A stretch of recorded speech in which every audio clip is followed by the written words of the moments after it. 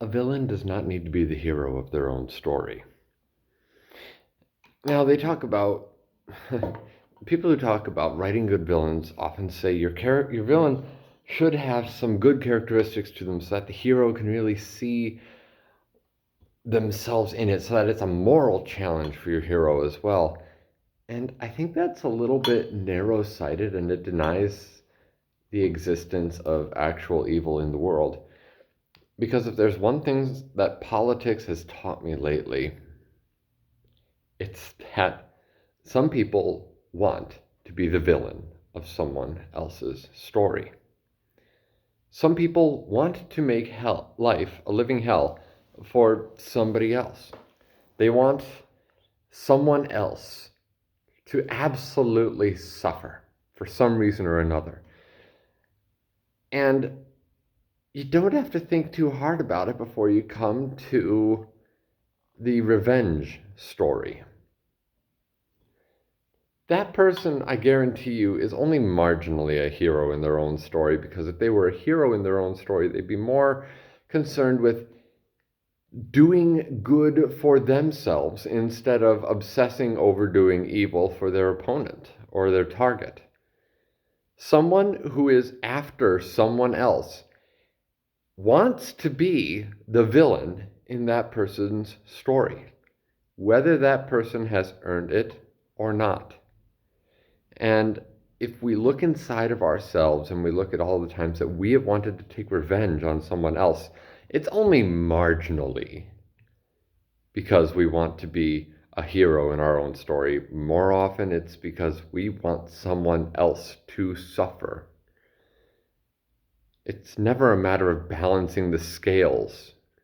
We want them to suffer in such a way that they never come near us again. When I was a younger kid, these dark thoughts came a lot easier than they do now as a mature adult. I didn't want the scales of balance.